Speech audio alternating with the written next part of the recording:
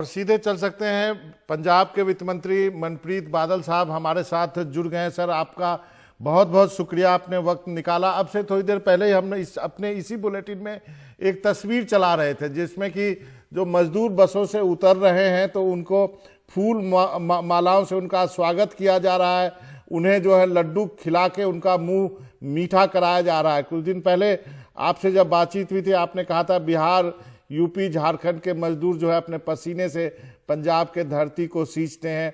आज वही तस्वीरों में देखने को मिला, आपकी प्रतिक्रिया?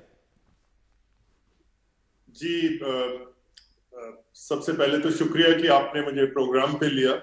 और जैसे आज से मैंने कोई हफ्ता 10 दिन पहले भी आपको बताया था कि ये जो पंजाब की धरती है, ये वाहिद धरती है जो जहां इंसान को इज्जत की रोटी मिल जाती है। अगर कोई मेहनत करने वाला हो, इज्जत की रोटी जो ये धरती दे देती है। और जैसे मैंने उस दिन भी आपको बताया था कि यहाँ के जो रवैये हैं पंजाब के लोगों के, किसी, चाहे वो बाहर का है, देसी है, परदेसी है, ये एक धरती है जो हर एक आदमी को अपनी गोदी में ले लेती है, जैसे एक माँ अपने बच्चे को गोदी में ले लेती है और उस किस्म का प्यार और सुकून देती है। तो मुझे आपको शायद इस बात पे ताजुब हुआ होगा कि ये क्या माला से स्वागत हो रहा है, बट वाकईतन यही मसला है पंजाब में कि कोई भी आता है उसको उसका हमेशा खैर मकदम स्वागत होता है। खास करके पिछले जो 3 महीने गुजरे हैं, वो हमारे लिए और हमारी जो मईशत है, पंजाब की इकोनॉमी है, उसके लिए बहुत सख्त गुजरे हैं, क्योंकि कारोबार के एतबार से बिल्कुल पहिया जो है वो जाम हो गया था और बहारें जो हैं वो रूट के पंजाब से दूर चली गई थी। तो हमें तो ये जो मजदूर, या जो मजदूर नहीं, मैं तो उनको मेहनत कश कहूंगा, जो मेहनत कश हैं, जब वो वापस आते हैं तो हमें तो ये लग रहा है कि जो बहारें रूट के चली गई थी वो एक बार फिर पंजाब वापस आ गई। जी, बहारें लौट रही हैं मनप्रीत जी। लेकिन मेरा एक सवाल है कि जब ये लोग आपकी इकोनॉमी के लिए, बिहार के लोग इतने इम्पोर्टेंट हैं, इतने अहम हैं, तो अब आप उनके लिए क्या करने जा रहे हैं? ये तो उन्होंने बता दिया कि वो आपके लिए बेहद अहम है, आपने भी उनका फूल माला और लड्डू खिला के स्वागत कर लिया, लेकिन अब भविष्य में वो आपकी इकोनॉमी का अगर हिस्सा है तो आप उनके लिए क्या एक्स्ट्रा करेंगे ताकि वो आपका हिस्सा बने रहें और दिखें भी?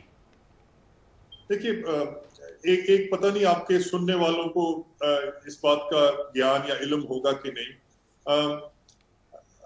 जो पंजाब के जो हमारे खास करके जो सिख मजहब में जो हमारे गुरु गोविंद सिंह जी हुए, उनका ताल्लुक जो था और उनकी जो जन्मभूमि थी वो पटना साहिब थी। और हमारे लिए पटना और बिहार की जो धरती है इस लिहाज से बड़ी मुकद्दस है। जो आपने सवाल पूछा है तो ये बड़ा पेचीदा सवाल कि, और ये जो मेहनत कश आते हैं बिहार से, जैसे मैंने कहा रवैयों में तो फर्क है, क्योंकि पंजाब के लोग हमेशा इन्हें गले लगाते हैं क्योंकि वो उनका भी ताल्लुक उस मुकद्दस धरती से है जहां से गुरु साहब आए थे।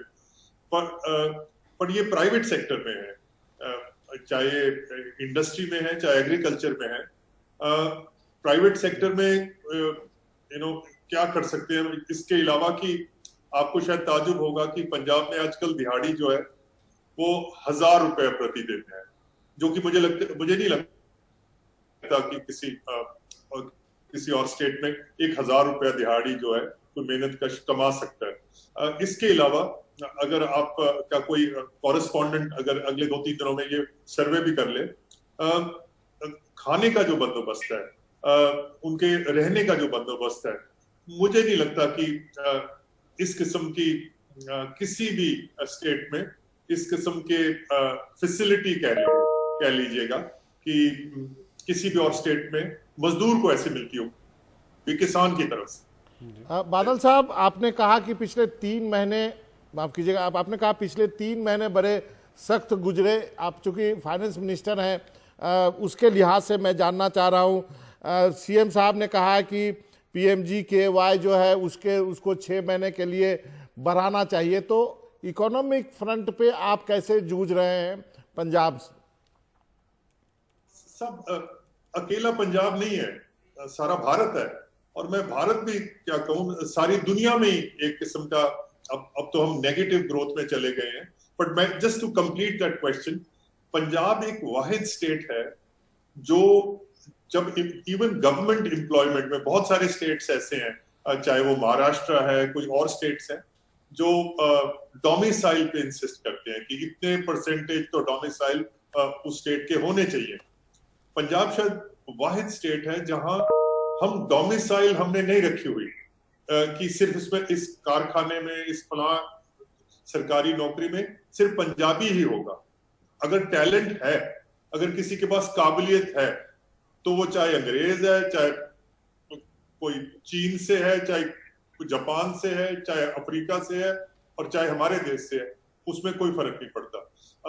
जहां तक आपने कहा कि सीएम साहब ने जो एक कहा है कि ये जो पब्लिक वेलफेयर की स्कीम्स है, इसको अगर देखिए, रिसेशन से निकलने का एक इकोनॉमिक्स में जो रूल ऑफ थंब होता है वो है कि पब्लिक या खास करके अवाम या जनता के हाथ में अगर पैसे होंगे तो जो कारोबार का पहिया है, अगर किसान के पास, मजदूर के पास अगर पैसा चला जाए तो फिर वो कपड़े के दुकानदार के पास भी चले जाएगा, ट्रांसपोर्टर के पास भी चला जाएगा, और एक जो साइकिल है वो साइकिल जो है मुकम्मल होगा।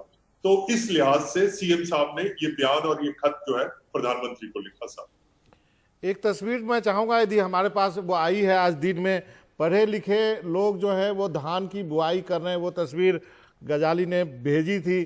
तो अब जब ये मजदूर आ रहे हैं तो मुझे लगता है कि कितने मजदूर चाहिए हैं पंजाब को अभी फिलहाल, कितने बसें भेज के आप मंगाते रहेंगे, कितने चले गए थे, कोई आंकड़ा आपके पास है? सब जो हमारा गवर्नमेंट का जो पोर्टल था, जो हमने क्रिएट करा था कि जो मेहनत कश हैं वो अपने अपने प्रदेशों में, अपने घरों में जाना चाहते हैं, तो जो रजिस्टर हुआ और वो 10 लाख था जी, पर जो वाकईतन गए वो सिर्फ 5 लाख था। ये मैं मानने को तैयार हूं कि जब भी कोई आदमी किसी विपदा में या संकट में होता है तो ये एक बड़ी नेचुरल, एक इंसानी फितरत है कि लोग अपने खानदानों के पास, अपने परिवारों के पास जाना चाहते हैं। पर एक बार उन्हें लगा कि ये संकट या इतनी विपदा इतनी बड़ी नहीं है, और पंजाब में उन्हें यहाँ वो इस बात पे मुतमईन थे कि हमारा कोई नुकसान नहीं होने वाला या हमारे परिवार वहां पर महफूज है, तो 50% लोग जो है वो वापस नहीं गए। जी अभिषेक, मेरा एक सवाल ये था, जो रेफरेंस था मेरा, कि निजी क्षेत्र जरूर 1000 रुपया दे रहे होंगे पंजाब, इस बात के आपकी इंडस्ट्री का मामला है। तो 2 सवाल हैं छोटे छोटे से। एक तो ये कि मेरा सवाल ये था कि अब आप उनको अपने जो सोशल रिफॉर्म्स का ढांचा है या जो सोशल सिक्योरिटी है उसके ढांचे में एक आपकी इकोनॉमी के इतने बड़े हिस्से हैं उनको शामिल करना चाहेंगे या नहीं करना चाहेंगे, या कैसे करना चाहेंगे?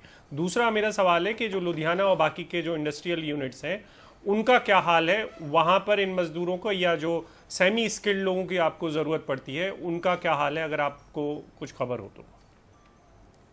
कार तो बनाना पड़ेगा कि ये जो मेहनत कश लोग आते हैं, कहीं से भी आते हैं, तो उनकी जो गवर्नमेंट ऑफ इंडिया की वेलफेयर स्कीम्स होती हैं, अभी तक तो एक स्टेट के आदमी दूसरी स्टेट की सोशल वेलफेयर स्कीम्स के, चाहे वो कोई पेंशन है या कुछ आटा दाल स्कीम है या जो भी कुछ स्कीम चल रही है, अभी तक तो वो उसमें क्वालिफाई नहीं करते। और ये नीति आयोग की मतलब ये इंस्ट्रक्शंस हैं।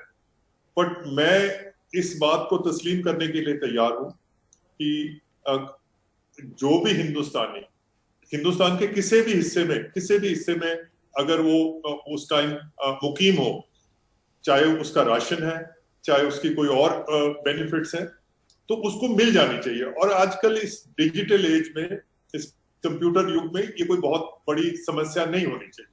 तो मैं तो इसकी खुद वकालत करूंगा। जी सर, अब लेकिन उसको इम्प्लीमेंट करने के लिए आपके जैसा काबिल आदमी भी चाहिए। बहुत बहुत शुक्रिया बादल साहब, आप वक्त निकाला। आपसे जब भी बात करता हूं बहुत अच्छा लगता है, वो इसलिए कि आप बड़ी ईमानदारी से और बड़ी ही सहज ढंग से अपनी बातें और सिंपल शब्दों में कहते हैं, जबकि आपकी शिक्षा दीक्षा जो हुई है इतने आला दर्जे की हुई है, शायद उसी का नतीजा है। बहुत बहुत शुक्रिया मनप्रीत बादल साहब।